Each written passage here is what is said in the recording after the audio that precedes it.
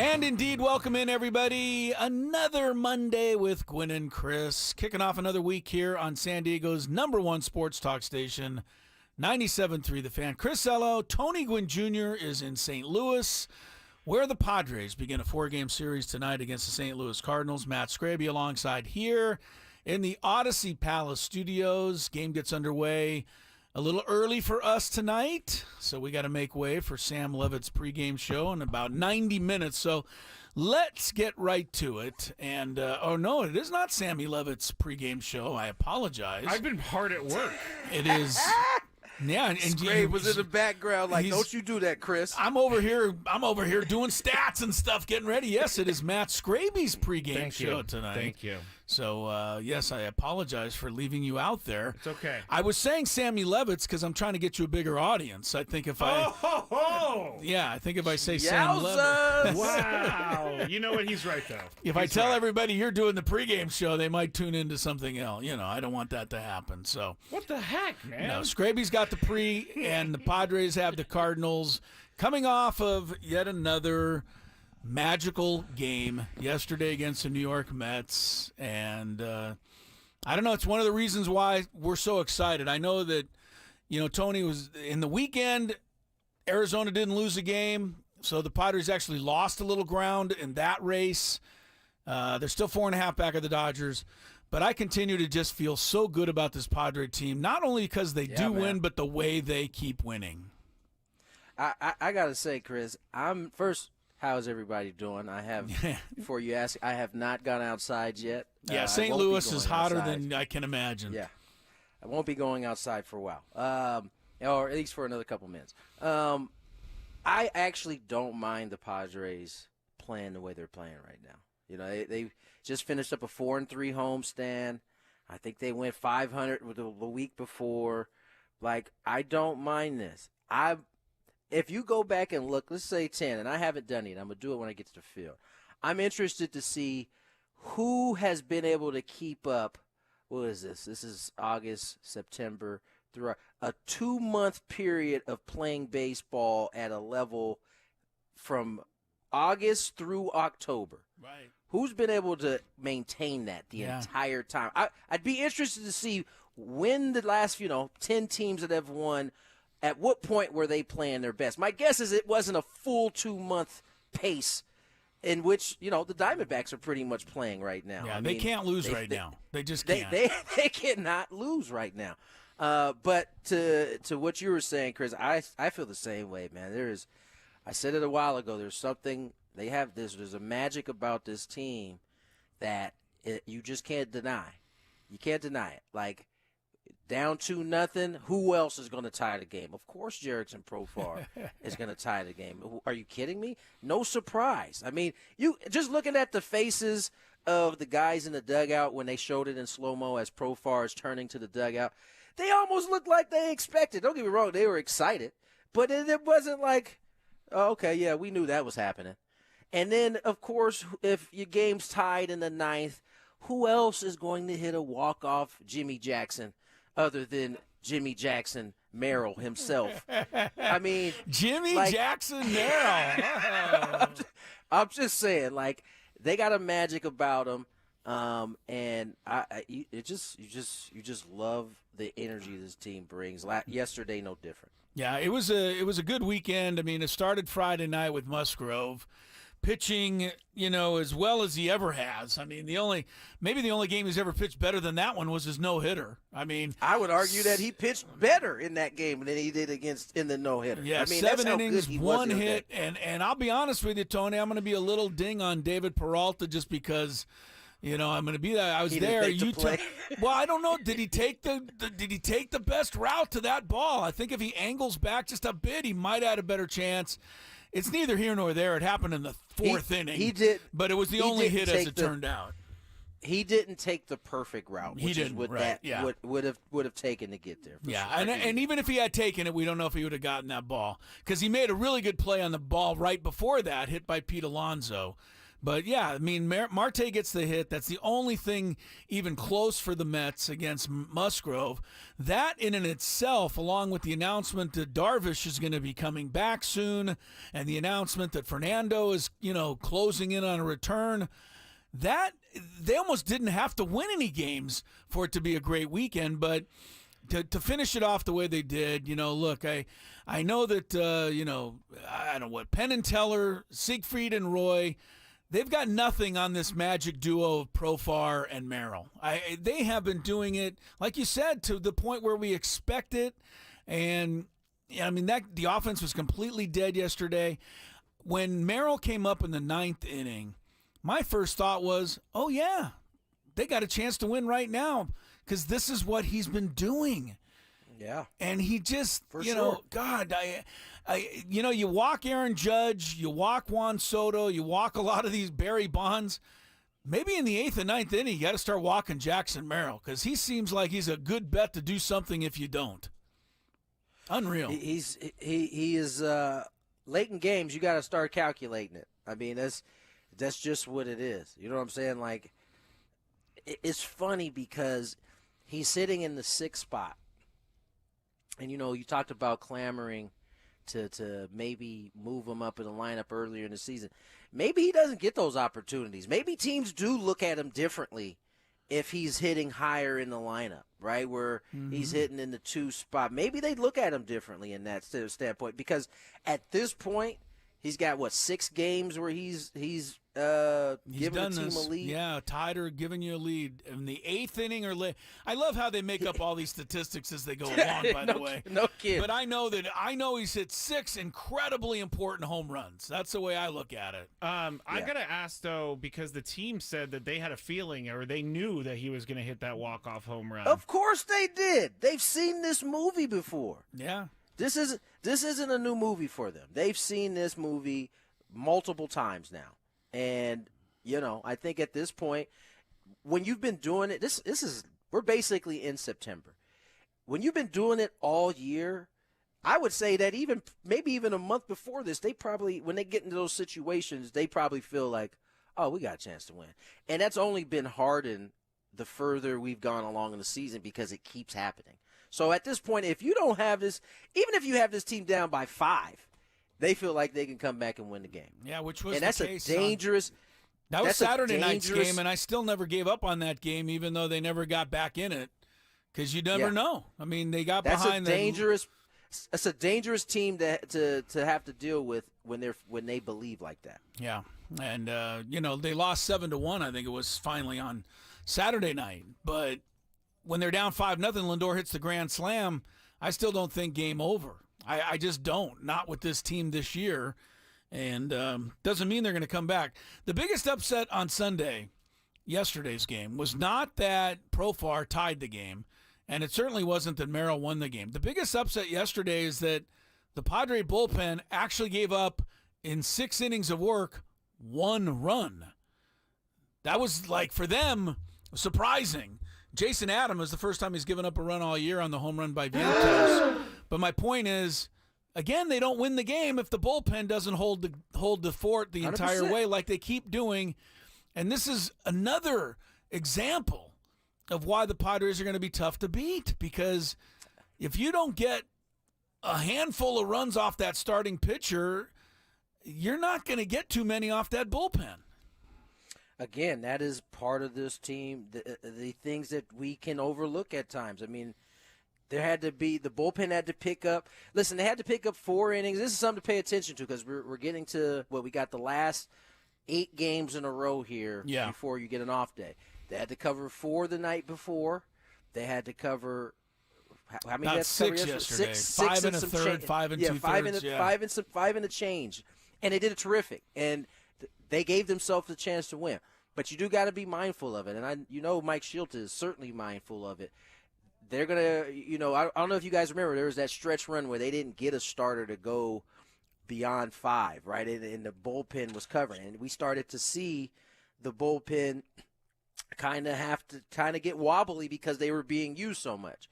Now, listen, they got reinforcement, so there's more arms out there. But it is something to be mindful of. You certainly want to get a couple deep starts in here, so the bullpen's not having to cover. But you do what you got to do to get that split against the Mets, and they accomplish it. Now you come on the road, you got another team you got to deal with in the Cardinals, who are on the outskirts looking in right now, and then you got Tampa beyond it. Yeah, well, the Mets came to town 5.5 behind the Padres, and they wanted to leave town closer. Instead, they left town the same distance with less time to catch up. And Right. that's the great thing about having a comfortable lead like that. You can get a split, and it can still be a victory for you. I think the same is true for the St. Louis series. Vasquez is going to get the start tonight in the spot that would have been Waldron's. But, look, I am not – I told everybody last week, after they lost the first game to the Mets and had lost 2 in a row, I actually looked into our YouTube camera and I said, don't worry this time. Because I know the fans, they still want to feel like the other shoe is going to fall and somehow this is all going to slip away because it's happened in the past in San Diego. But, Tony, this team, nothing's guaranteed. I understand that. But the way this team is constructed and the way they keep coming up with this stuff and the way they played on the road, everything adds up to them getting to where they want to go. And I know what you're saying. Let the Diamondbacks win 30 in a row before the playoffs because it doesn't guarantee you're going to win once the playoffs start.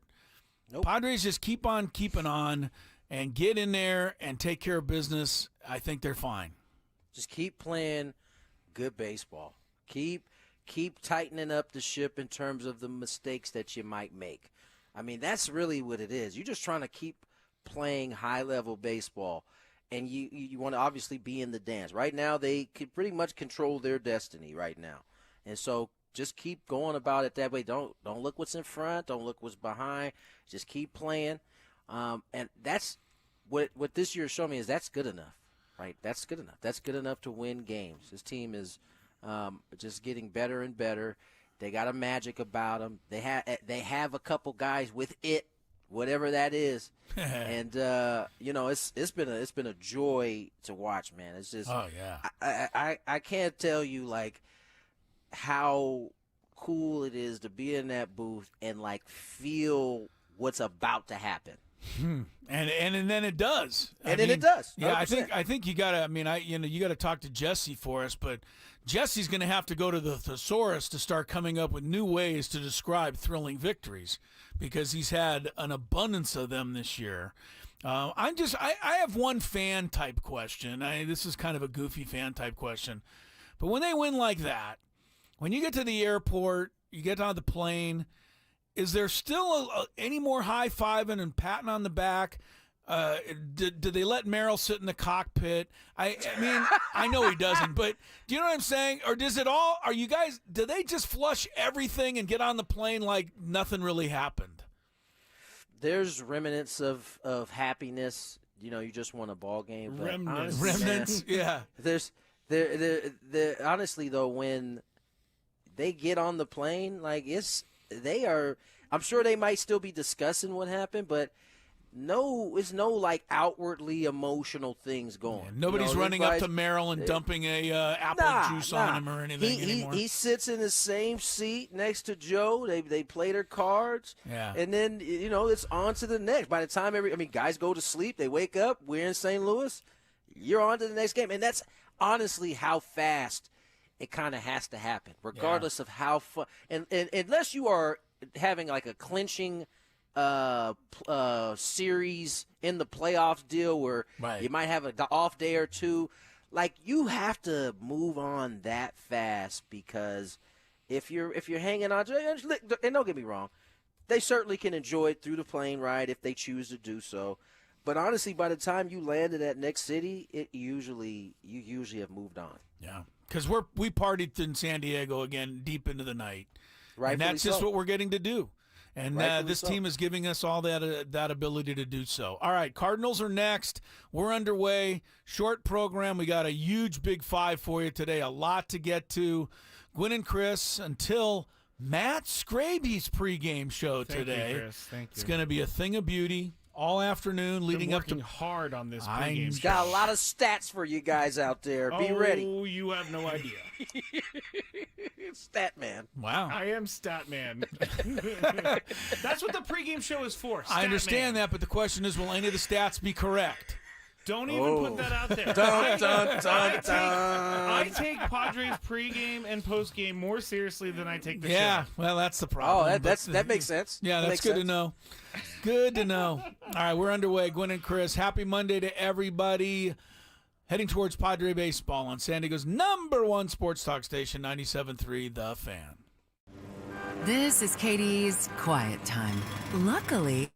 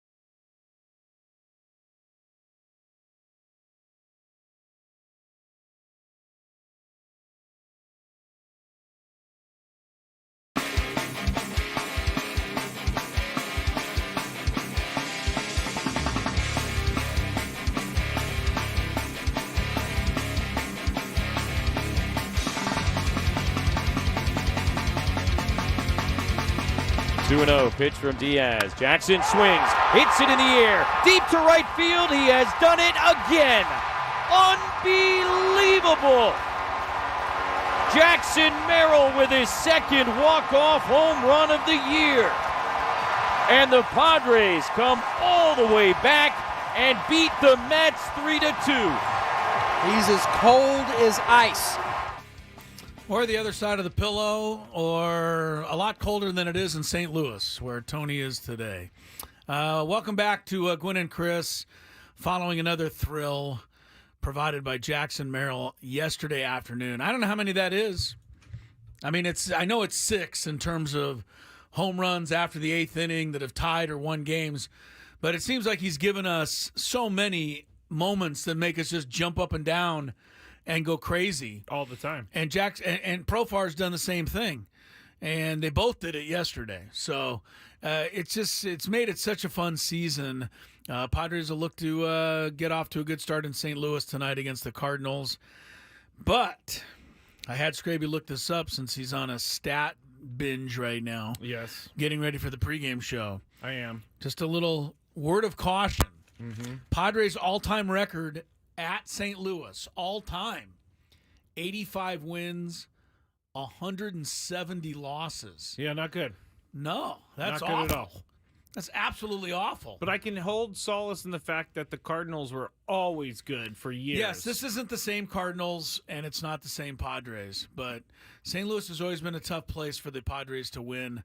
We'll see how they do tonight with Randy Vasquez on the mound. Kyle Gibson pitches for St. Louis. Tony rejoins us. He's running around, but he'll be with us for the Big Five, which we're going to do at the bottom of this hour. We only have a 90-minute or so show today before we get to Scraby's pregame. I'm looking right now at the Toronto-Boston box score. Okay. It's the only one of its kind in baseball history. Yes, it is. Never been one like this ever before. Danny Jansen, catcher, now with the Red Sox, was with the Blue Jays when this game started a month or two ago. Mm-hmm. It was rained out. It was picked back up today. Well, Jansen is now with the Red Sox. So he becomes the first player in baseball history to be listed for both teams in the same box score. I think this is awesome. You like this? I do. It's just an oddity that It is an oddity. He doesn't really make any sort of sense, but it does, I guess. Yeah, he went 1 for 4 today as a Red Sox after beginning the game as a Blue Jay. So kudos to Danny Jansen. That is an actual fun fact for him in life. Like, I was the It's only a fun player. fact for him in life. If he doesn't really, I don't think Danny Jansen's had too many huge moments in his career, but No, one he day, hasn't had any, frankly. Well, so one this day is a he's good going to get deal. to say, "Hey, I am the only major league player to ever play for 2 teams in one Maybe game." by the time he gets around to saying it, someone else will have joined him. No, not allowed. This is his and his only. This is his and his only, you say. You know what? I'd rather be somebody like Jackson Merrill who's doing things that, Well, me too. that have never been done before. I think they found something where Frank Robinson was 21 years Yes. old, the Hall of Yes. Famer, and he had 6 tying or go-ahead home runs. I don't have any more words for it. No one does.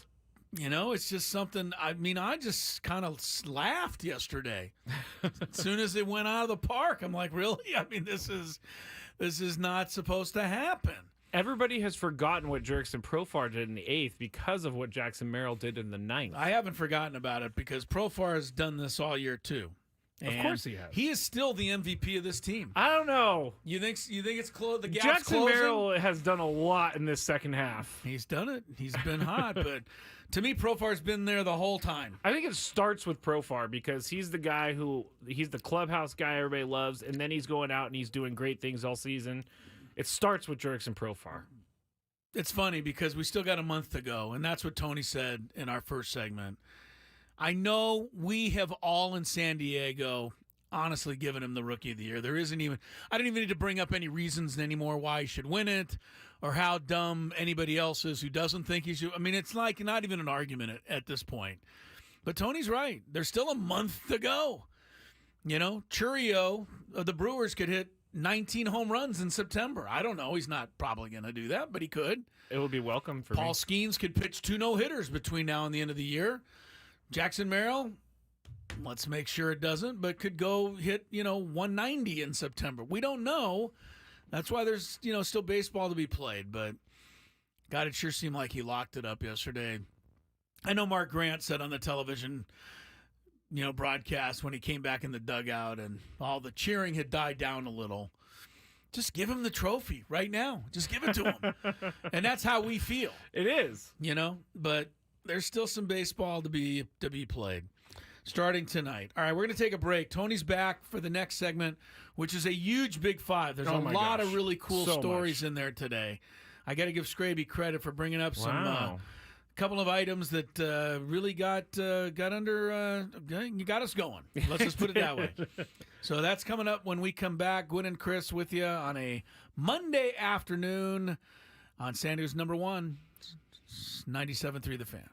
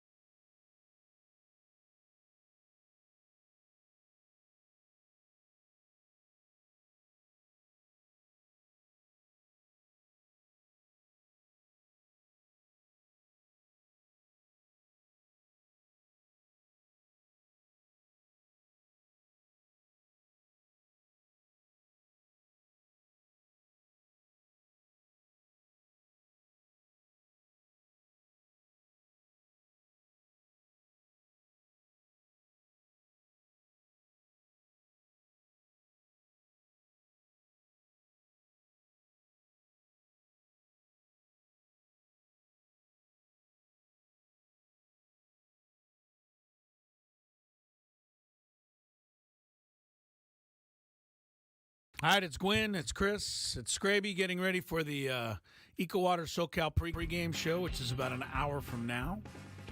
Good thing we got ourselves a big five to get to and cover a whole bunch of ground.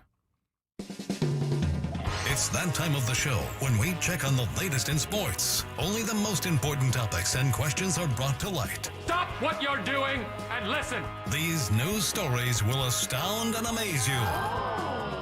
The one, the only. Oh my God, who the hell cares? The Big Five starts now on 97.3 The Fan. Well, another week and another Jackson Merrill walk-off home run. He has been incredible this year. I mean, we don't even really have any words to describe him anymore. His parents don't even have words to describe what Jackson Merrill is doing anymore. So I thought it would be fun.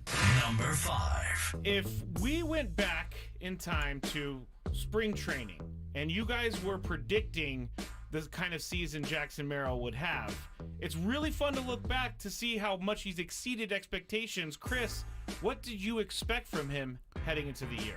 I thought he'd run away with the Rookie of the Year ballot. No, you did not. I didn't? No. Do you have any proof of that?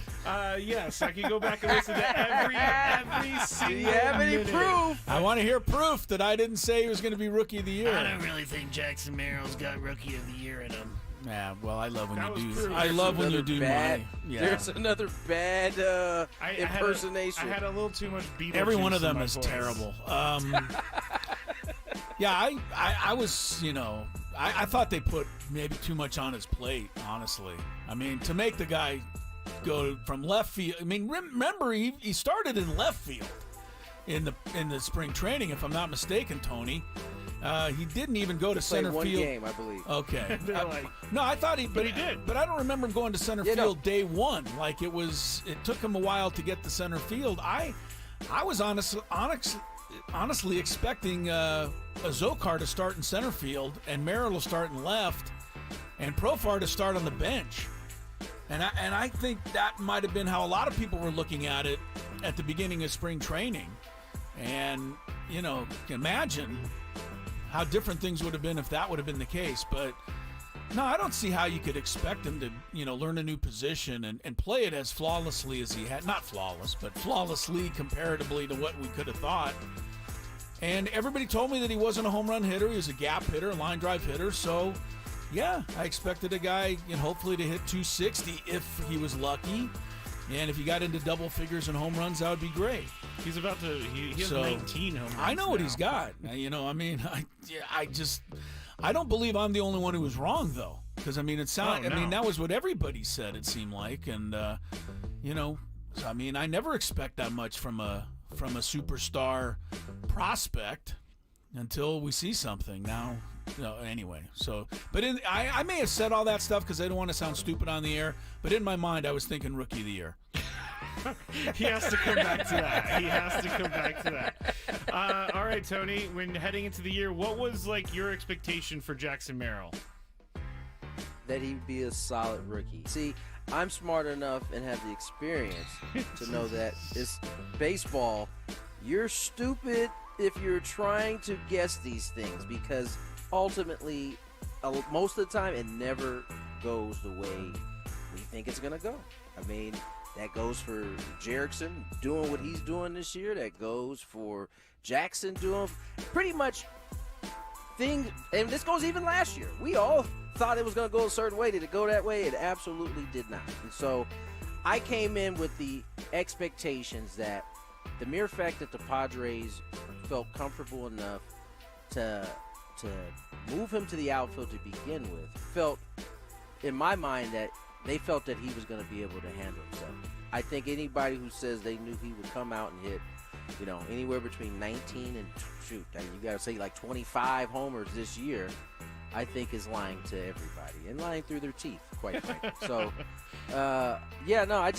this is the beautiful thing about this game, man, is that it is outside of, maybe a 300 season from Tony Gwynn. These things you can't predict how it's going to happen. And I think that's also, if you don't have expectations, makes these type of years so much fun to like watch a guy like Jackson Merrill just get better every month of the season. Yeah, but before we give him the Rookie of the Year, let's not forget that the WAR rating still has Mason Wynn of the Cardinals far ahead of Jackson Merrill.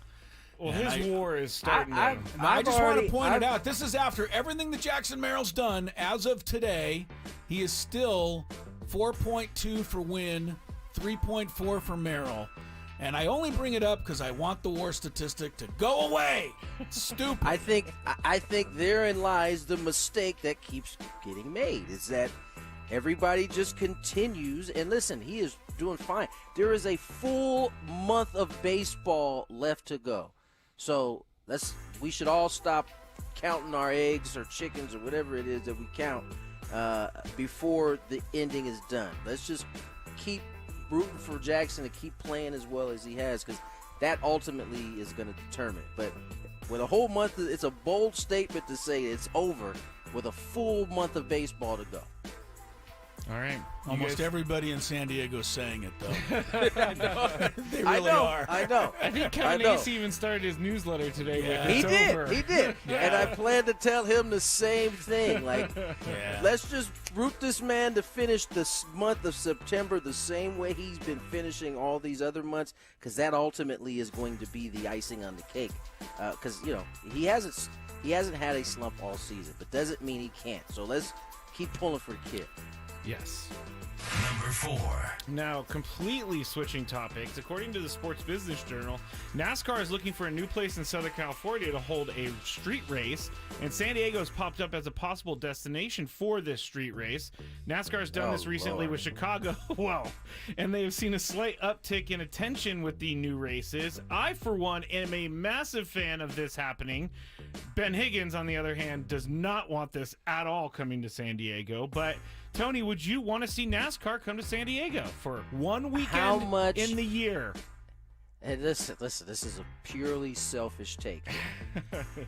How much is this going to affect my traffic and what I got to do? It would have to they would have to do it because you said a street, like, because when you said street, I'm thinking of like Las Vegas when they had the Grand Prix there, right? When yes. They had the, yes.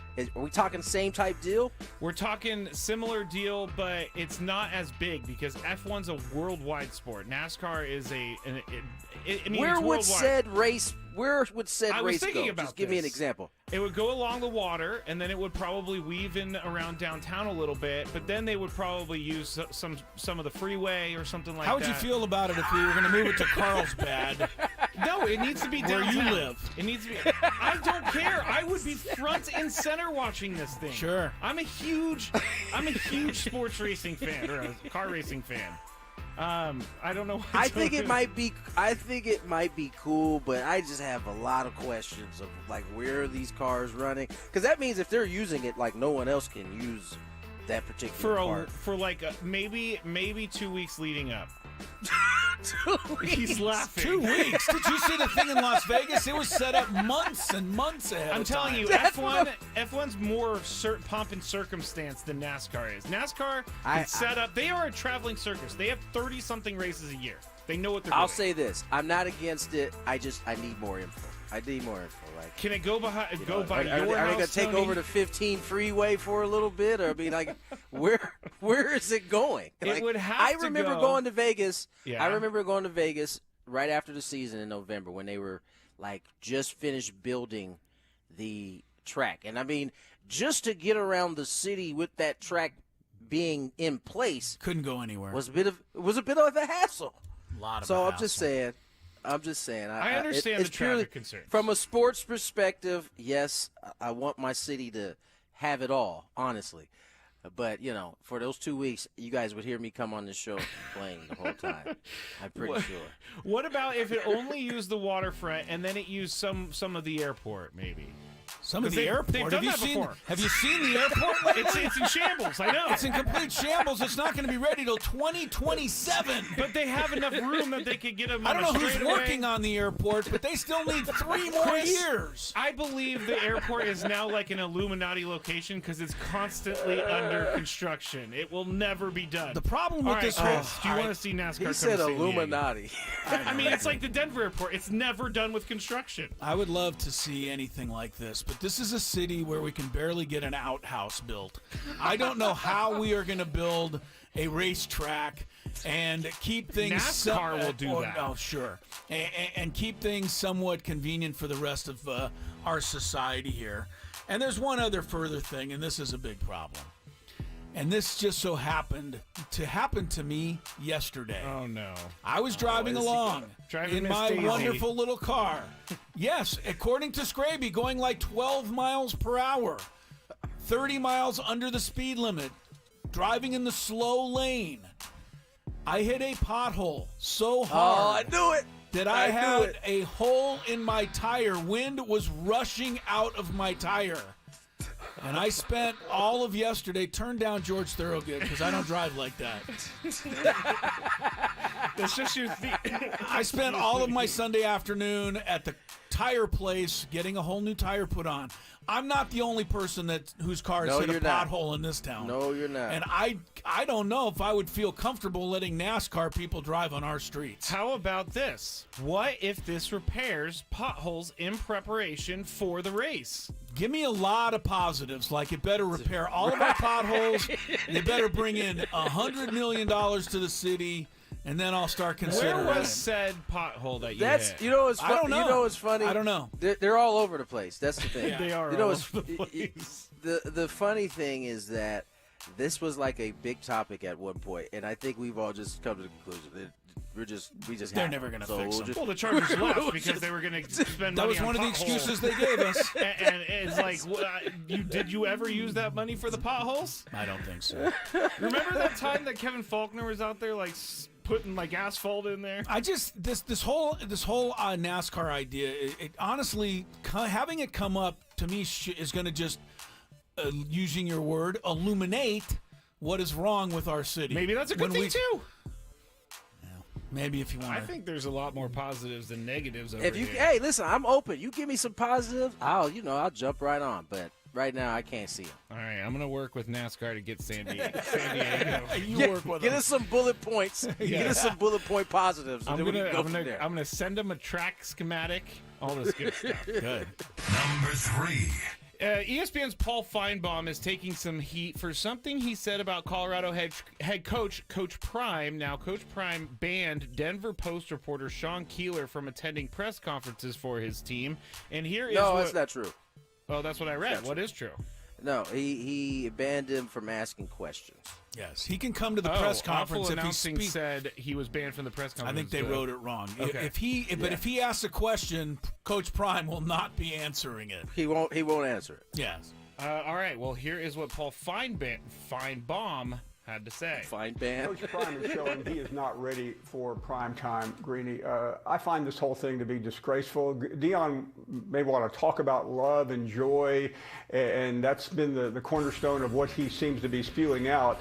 But treating reporters like this seems like we're in some autocratic country. This is not America, and the fact that it's in his contract is really even more absurd. But don't forget, he did this at Jackson State. This is a trait of Deion Sanders. He wants to have it his way, and I find him to be a bully and a hypocrite. And quite frankly, as someone who has been a fan of his throughout his entire career, even at Colorado, I am mortified by his actions. All right, he's mortified. I want a slow clap. Go for ahead. Paul Feinbaum, because You like it. he's been speaking everything that I've been saying since Coach Prime took over. All right. But here we go, Chris. Yes, Do you what is my agree with question? Paul Feinbaum? Have I ever? No. And I'm not going to start now. This is all, let me just explain a couple of things. First of all, we don't know the entire story. We don't know everything that Mr. Keeler from the Denver Post has thrown at Coach Prime. Correct. We don't know everything he's written about Coach Prime. And until we really have a better feeling for that, it is hard to really feel one way or another about Deion. And this is spoken by Paul Feinbaum like a true member of the journalism world, where we think as journalists we can treat people any way we want, and yet they still should have to answer every question that we have. And guess what? It's just not true. And to me, if you treat people like crap, and I don't know, because I don't know what Keeler's written or said or asked, but if you treat anybody, Deion included, I believe that person has a right to say, I don't want to talk to you. And this is so typical of somebody, like a Paul Feinbaum, to sit on his high horse in Alabama, nowhere near Coach Prime, and criticize him in a way that I guarantee you he wouldn't be willing to criticize in person. I'm not 100% behind Deion's actions. I'd like to see Deion just say, whatever. But until we know what was said and written, we don't really know the full story here, and I don't think it's fair for us to criticize, but I'm not surprised that Paul Feinbaum would take this opportunity for a clickbait quote. Here's some of the Sean Keeler stuff. He said that Deion phrases used such as false prophet, deposition Deion, Planet Prime, Bruce Lee of BS, which is kind of good, the Deion Kool-Aid, and circus are some of the words he's used. Anyway. False Tony, prophet, don't forget that false one. prophet, I did say that one, yeah. Okay. All right, Tony, what do you think of Paul Feinbaum here? I think Paul Feinbaum needs to go jump in the water somewhere, honestly. I like Chris. I don't love the tactic of releasing a statement saying you're banning a guy from asking questions. You don't have to call on him. Like, you don't have to take his question. Yeah, you know you could honestly just say, I'm not. You could honestly just. Yeah, I'm not going to talk to your you questions, right now. man. Yeah, I'm not answering. I don't blame Deion for feeling like he feels. This guy seems like it's been a little more personal. Like, it's not like he's specifically talking about what the team's doing, how they're playing, blah blah blah, or even his coaching style from that standpoint. He seems like he's kind of taking some personal shot. Deion could have very easily just been like, "Nah, I'm not calling on you, man." And man, he did that. I mean, we got video of their first little altercation when he was asking, "Why do you do this, man? Why do you don't like me? Why do you keep coming asking questions?" He could have just not answered or not called on him to answer questions. So I think he brings probably more scrutiny. The school and Deion bring more scrutiny going about it the way they have.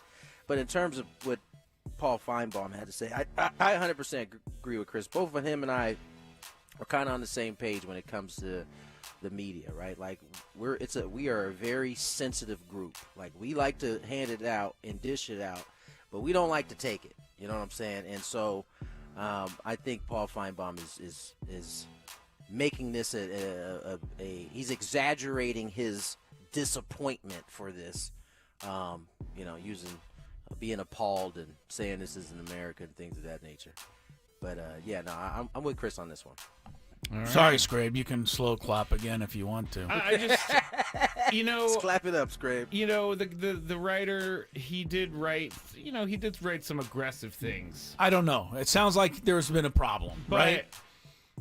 I can't fully get behind Coach Prime and some of the things he does. But we agreed. We said we can't fully get behind it, but you asked us what we thought of what Feinbaum said. Scraby's thing is different than you and I saying we don't disagree. We don't agree with how Prime is. Scrabe has already put his cards on the table in terms of how he feels about Deion and his. But what he doesn't like about brashness. Deion, I think, is the fact that Deion gets way more attention than most normal coaches get because he's quote Deion. No, that doesn't bother Scraby, me. you don't usually like that though. That doesn't bother me. You don't like people to get unwarranted attention. What bothers Love primetime Deion Sanders, Yeah, I know the you football did. player. What bothers you? It bothers me that that Coach Prime stands there and preaches accountability and all this other stuff, But there's all these weird things going on in this program with players saying that there's a Grand Theft Auto vibe to the clubhouse or the locker room.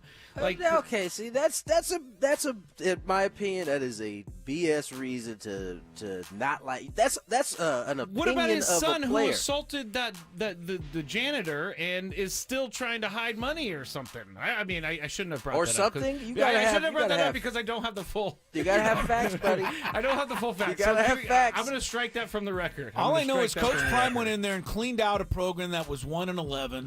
And what did they do? Go 4-8? I know what they did. Well, that's an improvement.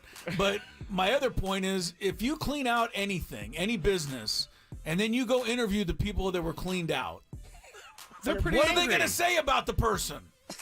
I agree. They're pretty angry. But this All was right, a highly, then. So understand highly that. touted recruit. Understand. But that. it's not even just his program that these things happen to, and I don't see the same disdain. Is my point, Greg. I don't like Georgia. I don't like college football for the most part with the this with is the a big time with like these big personalities. Like I like college football when it's college football and not when it's all about the stuff that happens. That train has left the station. I know. I'm not making much sense. Left the station a long time ago. There, I know. I'm not making much sense. Number 2. Save that clip. This whole thing between Fanatics and Marvin Harrison Jr. has taken another turn. Basically, like, I'm not a lawyer, so please don't hold me to everything said here. Basically, Marvin Harrison has been included as a defendant because Marvin Harrison Jr. argued Marvin Harrison Sr. signed the original contract, so it's not a real binding contract. However, Fanatics accuses Harrison Sr. of signing the document in a way that was calculated to create the impression that Harrison Jr. had signed it. So now Fanatics is suing them for fraud, which is a much bigger deal for them. Tony, why do you think this is not getting more attention? Because I don't think anybody understands it. Like, that's a good this point. Is so, this is so like in the weeds of. That was going to be my first question. Can you please explain to me what's happening? Like, I mean, he didn't do what everybody else. This is at least my interpretation. He didn't do what mostly every other rookie does, which is, sign with, or Fanatics, just go along with the NFLPA Yes. and their kind of deal, right? Yeah. He signed a separate deal. It sounds like In college. The two are disagreeing on what it is he was supposed to do on this deal in college. It seems like Harrison Jr. is irritated that the deal that they came to earlier isn't being abided by, at least from his standpoint. So he's like, nah, then I ain't doing nothing until y'all take care of that. And they're like, wait a minute, you were supposed to do this. So it sounds like there's some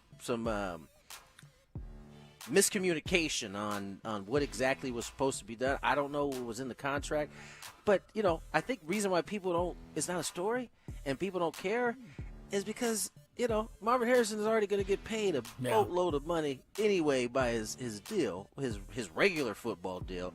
I don't think anybody really cares what he's going to get on the back end of these jerseys that we're buying. All we care about is, can I buy his jersey? Right now we can't buy his jersey, and when it becomes a problem that we can't buy a jersey, by the way, I think that'll start happening week 1 when season starts. I don't think anybody's gonna really be looking for this story. Okay, Chris. Yeah, I don't think I agree with Tony 100%. I don't. I also just to add on to it, I don't think we care when billionaires are fighting over money. And basically, Fanatics is a big conglomerate, the kind that you hate, that seems to have a monopoly on these jerseys, and apparently Marvin Harrison had to just fall in line with the rest of the athletes and sign on the dotted line, and Marvin Harrison said, I'm doing something different so I can make more money. Well, whatever. I let the courts figure it out. I brought in this part of it. Fraud. Marvin Harrison Sr. signed the contract in a way that made it so that later on Marvin Harrison Jr. could say, hey, I didn't sign that contract. My dad signed it. Yeah. And now they're being sued for fraud by Fanatics. I'm on Fanatics' side. I'm sure you are. All I know is Fanatics couldn't get baseball lettering right for This the is true. entire That's a whole season. separate issue. So they clearly got their hands dipped in a whole bunch of stuff at this point. My bottom line here is if I draft Marvin Harrison in our fantasy draft, I'm going to be rooting for him. And if somebody else drafts him, I'll be rooting for Fanatics. Fanatics. Okay. At least you're honest, Chris. At least you're honest. Transactional, baby. All right. That was a very lively Big Five, everyone. I think we only got 4. Oh, you're right. Jeez. Oh, man. Like, I honestly don't know. We've been going so long on this. This is going to be really quick. Over the weekend, a sports memorabilia item set a record for the price it was sold for. Babe Ruth's called shot jersey closed at $24.12 million to become the world's most valuable piece of sports memorabilia. The bidding apparently was so fierce there were 6+ hours of extended bidding on this whole thing. Chris, I have no idea who I have no idea who won it, but would you go see this if you were Would in I go town? look at it? Yeah, would you pay $5 to go see this? No. Exactly. Who buys this stuff? I don't understand who has the money to do this. I wish they would donate some of it to San Diego so we could fix our potholes. Tony, would you go see this? Because not only is there $24.12 million by the person who won, but all the other bidders must have $22 or $23 million sitting around because they were bidding that high to get it up to 24. Yeah. There's so much excess money. So don't care. Okay. It's a different show. Tony, would you want to go see this jersey at all? Absolutely not. I don't want to see a wool jersey that's. If I put it on Sweating. right now in this heat, Got whiskey stains on it. I might get set on fire. Yeah, no, That's I'm good. true. That's true. Gosh, no, man. I don't need to see it. All right. Has Now it been that, washed? I'm sure it's been Tampered with or some way? I mean, would you want it game worn? That means it hasn't been washed since 1931. You could go and Whatever smell year. Babe Ruth. Yeah. If you really wanted to. For 24 mil. It's not Hot a dogs and cigars, baby. All right. On that note, that is it for the Big Five. And on that note, we go to the top of the hour. Back with a final couple of segments of Gwynn and Chris ahead of Padres Cardinals baseball on 97.3 The Fan. KWFN and KWFN HD1 San Diego. Hey.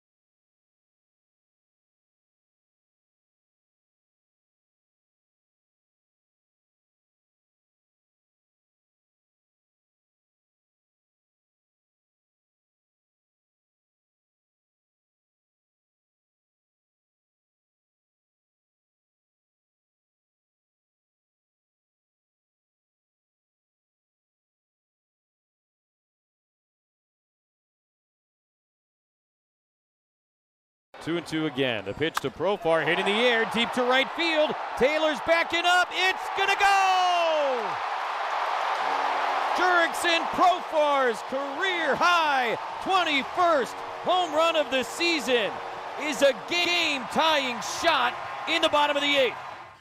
Yes, the prelude to the walk-off thriller hit by Jackson Merrill, all part of a pretty fun Sunday out at the ballpark yesterday. Padres over the New York Mets 3-2 to get a split of the 4-game series, keep the Mets 5.5 games back in the wild card race, and run a weekend's worth of games off the schedule. Padres are 4.5 back at the Dodgers in the NL West, and a game and a half behind the scorching hot Diamondbacks for that top wild card spot. Diamondbacks and Dodgers, by the way, are idle tonight. Tomorrow night, the Diamondbacks will be home for the New York Mets. And we will become Mets fans tomorrow night. Yes. And the Dodgers tomorrow night are hosting the Baltimore Orioles for a series. Okay. So all right. they got their work cut out for them a little bit. Although, once the Dodgers got healthy again on offense, look out. I mean, Ohtani's at a 40-40 already. Nobody's ever got the 40-40 before the month of September even. I mean, he's got a chance at 50-50. I mean, he can, can you put it past him to hit 10 home runs in the month of September? No. And steal 10 bases? No, it's incredible that he has. I mean, this guy It's incredible. He's on another level. He's on another playing field out there. I had no idea that he was able to steal so many bases. Yeah, hits a walk-off grand slam the other night. Ohtani did. Just insane. Yeah, I mean, he's got to be the MVP in the National League, despite all the heroics we've had in town here. And despite how much we, despise the Dodgers, you're not thinking clearly if you don't think Ohtani isn't the National League MVP, the same way Judge is the American League. And he hit his 50th and 51st yesterday. And, Judge is clearly on pace to hit in the low 60s. And in some people's minds, that would be the all-time single-season record. Because when you think about all the people that finally beat Roger Maris, they're all on the steroid list. Barry Bonds. Didn't he do this a Mark couple years McGwire, ago?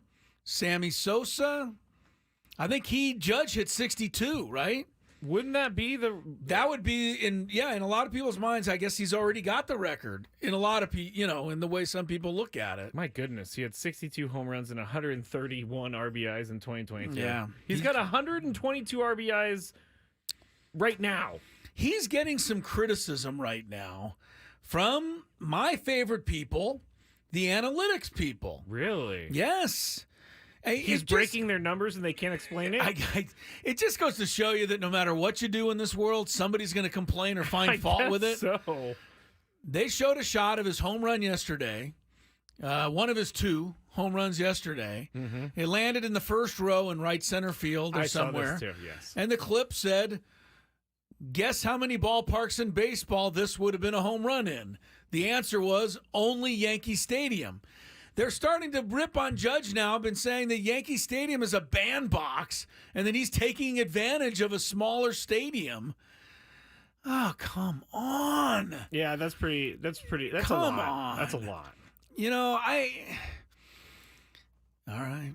I guess Aaron Judge isn't that good. I guess, look, I guess Jackson Merrill's not that good either. I'm sure you could find fault somewhere. Yes. If you want to look around. I don't get it. I really don't. I really don't. It's not like Aaron Judge is playing in Colorado and the ball's flying out.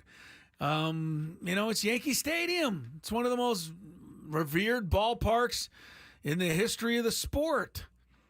I see a chatter saying that the Yankees and Judge also get juiced baseballs. Oh, okay. All right. Well, there must be some reason. I guess Judge isn't very good. The only time these stats guess he's just not very good. The only time these stats make me happy is when it's against Juan Soto. Because here's the other thing with Aaron Judge. For all of you, anybody out there that wants to be critical and say it, guess how many home runs he's hit at Yankee Stadium of his 51? Half? Yeah. 26 at home, 25 away. So he's a good hitter. We could just say that. It's okay. The point is it's not all Yankee Stadium that's allowing him to hit these home runs. He's homering in every ballpark. In every place he goes, he's hitting home runs. So it's not just Yankee Let's just sit back and enjoy some greatness once in a while instead of tearing it down every time. Please.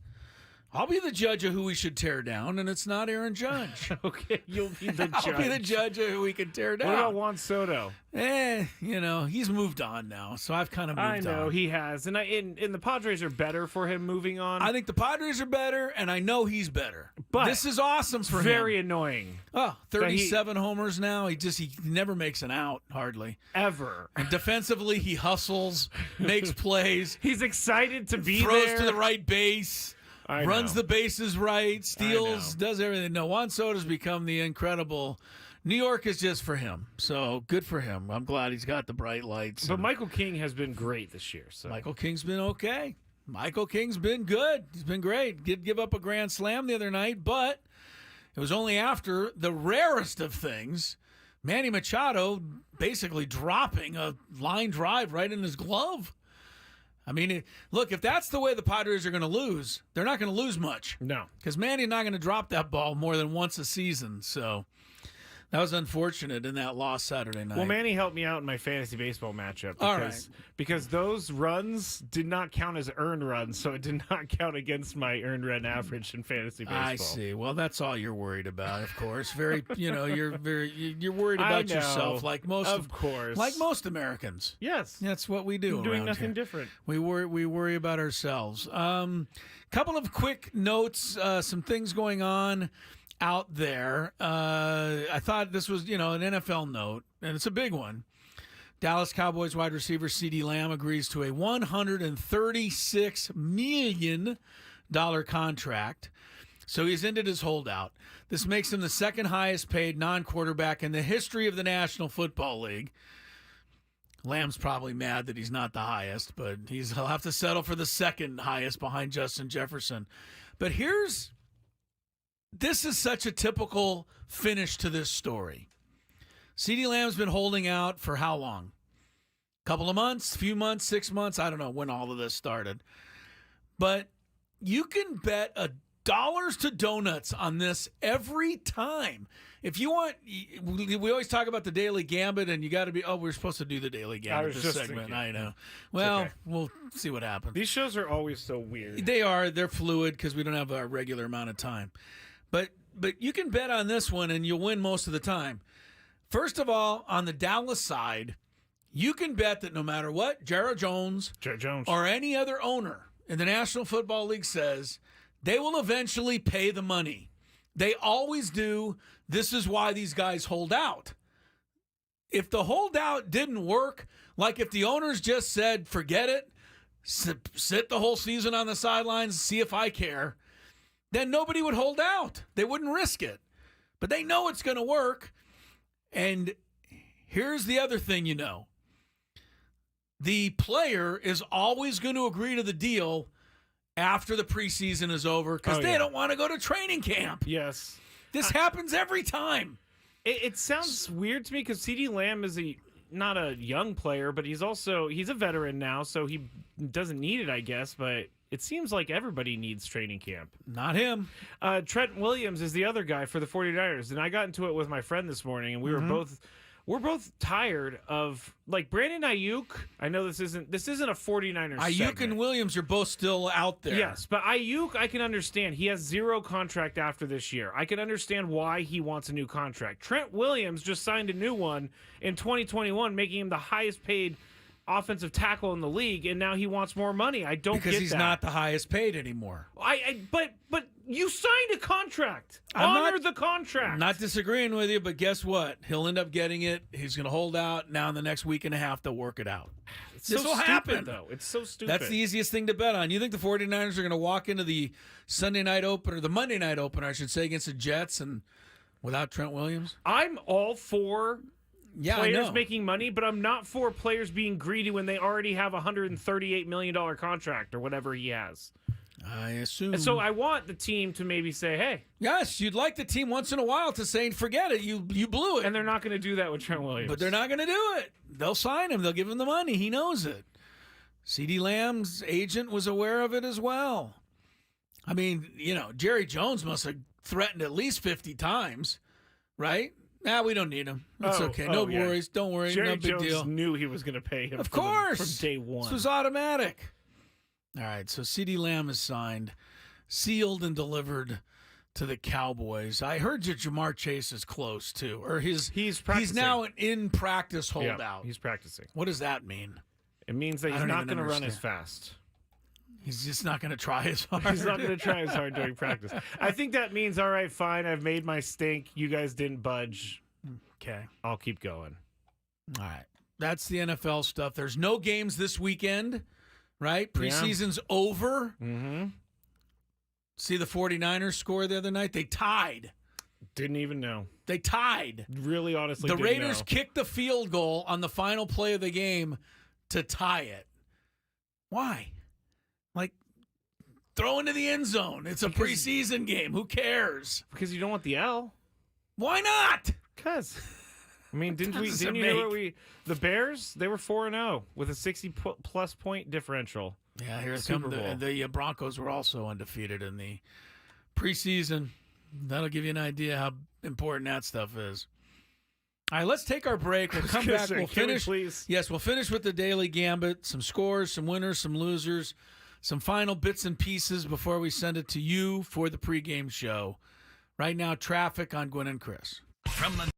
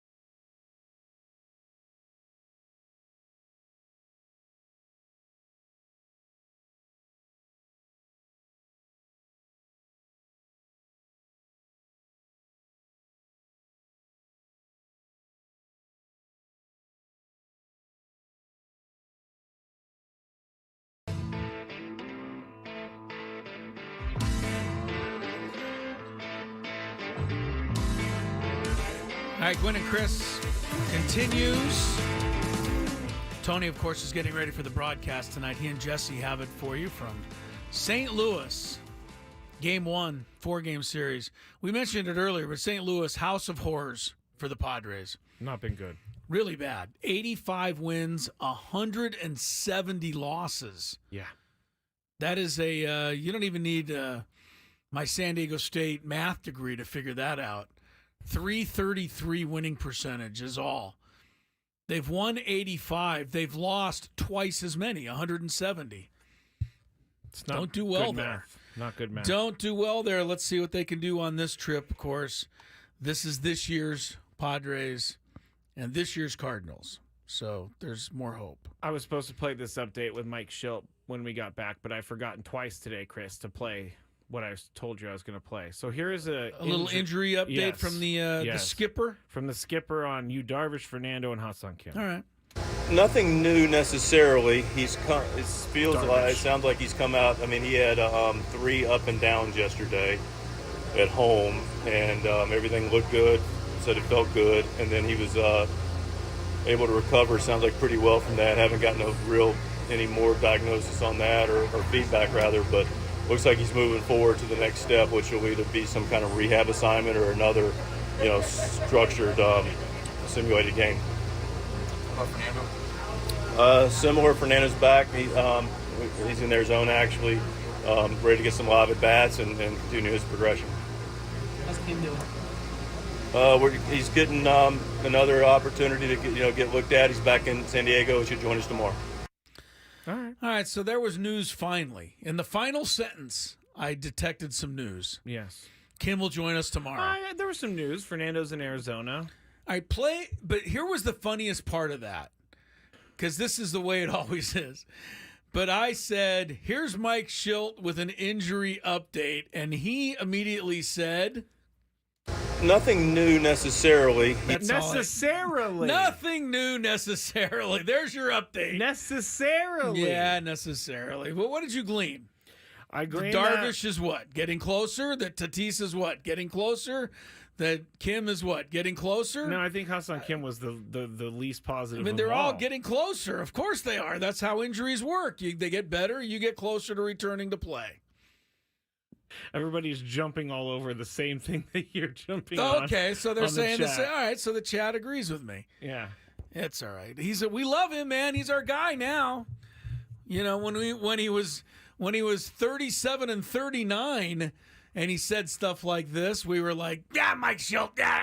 Well, maybe you were. Right. But now that he says it, it's kind of comical. We love the guy. Mike Schilt. He's our guy. Taking the Padres. Taking the Padres. Nobody can. Yeah. Taking the Padres to the promised land. Game 1 tonight coming up. Scravy has our pre- and post-game show today. Right. Very excited by that. And he's been working on crazy notes all day. Like, what was that one you gave me that I told you was ridiculous? Get people. I don't remember. You don't remember? We have so many ridiculous ones that you don't remember. Which one are we specifically talking about? Randy Vasquez. Oh, you guys are going to love this. Why are you giving away all my stats? Because it's.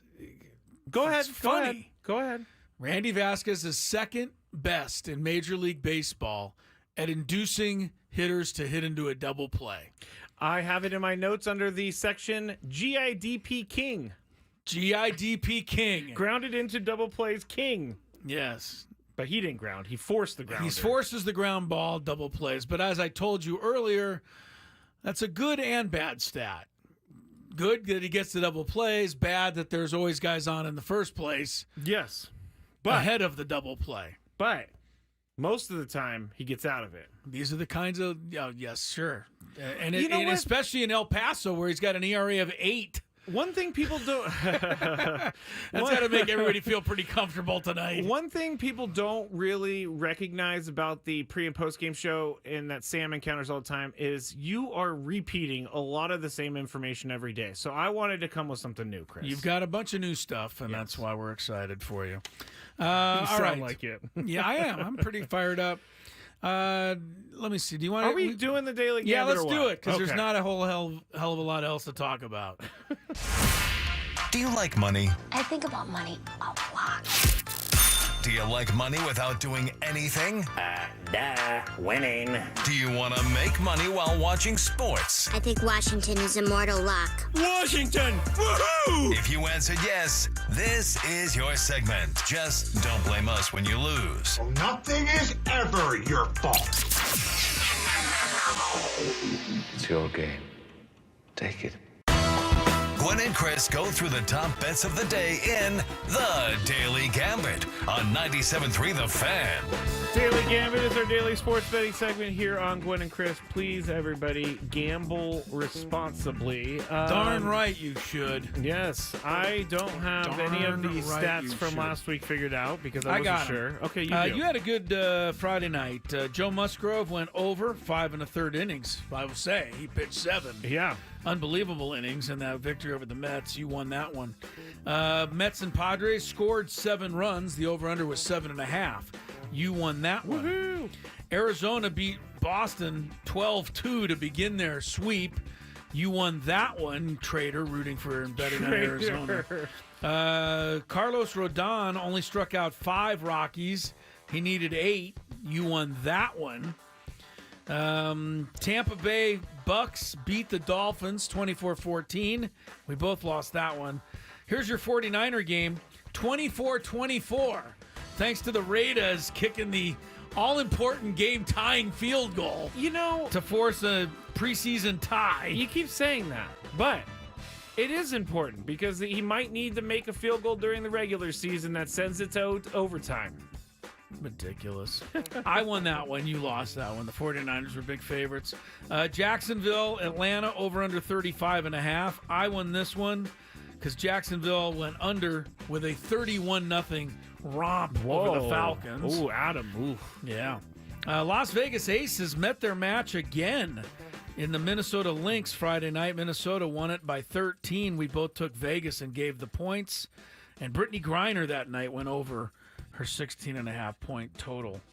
For the week, Scraby, you finished at exactly 13-13, which means you lost money. No, I didn't. I didn't lose, nor did I gain. True. And I didn't lose money either, even though my record was 10-16. You definitely lost money. 10-16. Ugh. Here's what's coming up tonight. We have the Cardinals favored over the Padres by 1.5 runs. Now, apparently, these people on the odds have been looking at the all-time record between the Padres and St. Louis. Yes. I'm going to take the Padres. I'm not going to say the Cardinals are going to win by 2. That would be I'm gonna take the Padres. That would be very un-Homer-like of me. And I do believe it too. Yeah. I feel confident with this Padre team, and that's probably making a lot of people nervous out there, but I can't help it. There's a lot to like about this team. I gave you my 7 magnificent reasons last week. The Magnificent 7. Yeah, the Magnificent 7. It's coming true. Padres are the best road team in the National League. Why should I worry about tonight? Miami and Colorado are matching up tonight. The Marlins and Rockies battling for the worst record in the National League. There's a lot at stake. The over-under is 10.5 runs at Coors Field. Scraby. They're both not very good teams, but they can both hit a lot. I'm going to say over. It sure seems like an over. I'll say over. In the WNBA tonight, the New York Liberty are favored by 6 at Phoenix. The Liberty have really a great team this year. I think what's their record? It's like 26-5 or something. I mean, they're on fire. Let me see. On fire. 25-5, the Liberty. They lost their last game, so they were 25-4. That's pretty good. Phoenix is a 500 ball club. Game's in Phoenix. New York's giving 6 points. I'll take the Liberty because I'm not a Diana Taurasi fan ever since she badmouthed Caitlin Clark at the expense of her own league. I'm going to say Phoenix. You're going to go with the home team here. Yeah. All right, in that same game, Breanna Stewart will score more points for New York or Brittany Griner for Phoenix. Scraby? Tough one. I'm going to say Breanna Stewart. Breanna Stewart. I think when in doubt, you go with Brianna, but I'll go with Brittany because she's at home. And Caitlin Clark is back in action tonight for the Indiana Fever. She's got 21.5 points over-under against Atlanta. Go over. Caitlin's been rolling since the All-Star break. 29 the other night. Yeah. She figured it out. I mean, it took her a month or so, but, people are still bringing up some of her turnovers and stuff. All of that was pretty much the first month and a half of the season. She's been really very good. She's been as advertised. Yeah, like her or not. And I don't know why you would not like her. But people, for some reason, they just have to they're have anti-Caitlin Clark. They're haters, I guess. I'm going to say over 2. It's kind of like the Angel Reese haters. Did you see the clip of her missing 5 shots in a row and tipping the ball back up every time and getting another rebound, another rebound, another rebound? People are like, this is ridiculous. It's been a part of the game forever. If you think it's that big of a deal, then tell somebody else to get the rebound. Yeah. But she keeps missing, that's true. But she also gets the rebound. Give her some credit. I don't know why everybody wants to tear everything down. That's what we do. That's what we do, says Scraby. That's what we do. That's our gambit. Oh, all right. I got a couple more things before we go. Congratulations. And you know how I love utter, complete, total failure. Yes, I know how much you love it. I do. So congratulations then goes to the Chicago White Sox, who yesterday lost their 100th game of the season already. Good for them. They're the second fastest ever to get there. They're currently 31 and 100. Oh. Now they have 31 games left. I'm just saying, if they could go 0-31 the rest of the way, they could then finish an even 100 games under 500. I say you shoot for it. Why not? 31 and 100. The New York Mets of 62 were 40 and 120 with one tie. I don't know how that happened. They also had a game rained out. So that team has the current worst record, 40 and 120. White Sox got to win like 12 of their remaining 31 games to avoid being the worst ever. The worst part about that whole thing is that when you come in last in baseball, it's not like football or basketball. Right. You don't get LeBron James in the draft. No, you get a guy that might be good in like 3 years or 4 years. The Nationals were the one team that really lucked out the most. They had 2 awful seasons in a row and got Strasburg and Bryce Harper. There you go. So that worked pretty well. But you're right. Most teams doesn't always work. One other quick note.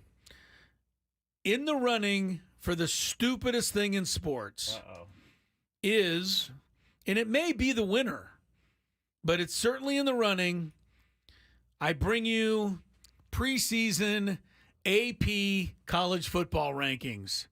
We talk about what a waste of time they are every year. They're never going to go away because college football makes more money by putting a number next to some of these teams' names.